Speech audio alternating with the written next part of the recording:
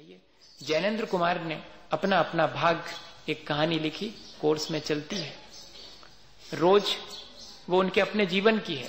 अक्षय कुमार, जैनेन्द्र कुमार और सच्चिदानंद वात्सायन, जिनको कि जैनेन्द्र ने उनका नाम अज्ञे रखा था बाद कुछ, क्योंकि मिलते नहीं थे ढूंढने से, कभी मिल जाएं तो मिल जाएं।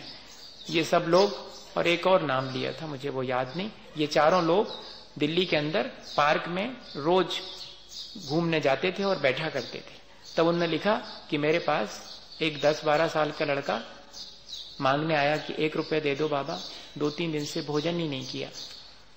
आप सब बहुत पढ़े लिखे और बहुत भले जान पड़ रहे हैं, थोड़ी कृपा कर दो या कि भोजन दिलवा दो, 3 दिन से भूखा हूं। इन लोगों ने थोड़ा सा मजा करने के लिए उसे 100 का नोट दे दिया। उसने कहा मालिक सन 36 और 35 के अंदर 100 का नोट, आज का नहीं, आज का 100 का नोट तो कोई वैल्यू नहीं उसकी, 2-4 चीजें आएंगी मुश्किल से। उसने कहा कि कहीं भी जाऊंगा तुड़ाने के लिए तो लोग कहेंगे चुराया होगा, आप ही तुड़ा करके दे दो। पर इनके पास नहीं थे, इनको तो टालना था, टाल दिया और अपने बातें कर करा करके वापस लौट गए। दूसरे दिन फिर अर्ली मॉर्निंग वॉक पर निकले और उसी पार्क में फिर घुसे तो माली ने कहा कि बाबू आज उस तरफ की बेंच पर नहीं बैठे, इधर की बेंच पर बैठे। क्यों, ऐसा क्या हुआ, हम लोग तो रोज उसी बेंच पर बैठते हैं। नहीं बाबू आज उस बेंच पे नहीं बैठे। अरे भाई बताओ क्या बात है, आप खुद जाके देख लो अगर देखना हो तो जाकर के देखा, वही 10-11 साल का बेटा उस बेंच के नीचे सिकड़ा हुआ प्राणांत हो चुके थे, भूख से मरण को प्राप्त हो गया था। तब थोड़ी देर खड़े खड़े मन में तो बहुत वेदना हुई कि 1 रुपए दे देते, ये भोजन कर लेता तो बच जाता। लेकिन हम लोग इतने बुद्धिमान हो गए हैं, उन्होंने व्यंग्य किया है जैनेन्द्र कुमार ने अपनी कहानी में कि हम लोग इतने बुद्धिमान हो गए हैं कि क्या कह के चले गए, अपना अपना भाग, उसका भाग्य में नहीं था। ऐसा कह करके हम एक तरफ हो गए, हमने अपनी संवेदनाओं को भी उस समय नष्ट कर दिया। संवेदना क्षण भर को उठती है दूसरे की मदद करने की, लेकिन हम ऐसे तर्क दे करके कि उसके भाग्य में नहीं होगा इसलिए तो मेरा मन नहीं बन रहा है देने के लिए, उसको मिला नहीं, मैं देवी देऊं तो क्या होने वाला। ऐसा नहीं करना कभी भी। उन्होंने लिखा कि जब भी हमारे मन में इस तरह के करुणा दान की बात आए, हमें ज्यादा विचार नहीं करना चाहिए। आचार्य भगवंतों ने इसके लिए एक गाथा लिख दी है, उस गाथा को भी अपन देख लें, क्योंकि मुझे कई बार लगता है कि मेरी बात सुन करके कई लोगों को थोड़ा ऐसा लगने लगता है कि ये पता नहीं क्यों इस तरह की बात करते हैं, कहीं ग्रंथ में लिखी विखी भी होती है कि ऐसे ही करते हैं। हाँ, बहुत सारी बातें जो कि थोड़ी हट करके जैसी लगने लगती होंगी। मेरे साथ थोड़ी मुश्किल तो है, मैं उन सब चीजों को उस तरह से कहता हूं। हमारा धर्म जितना भाव प्रधान है, हम लोगों ने जितना क्रिया प्रधान बना लिया है, उसको देख करके थोड़ा दुख होता है। इसलिए मेरी पूरी कोशिश में क्रिया का निषेध नहीं करता, लेकिन मेरी पूरी कोशिश ये है कि क्रिया तो आप कर ही रहे हैं, थोड़े भाव और अच्छे बना लो तो वो क्रिया भी सार्थक हो जाए।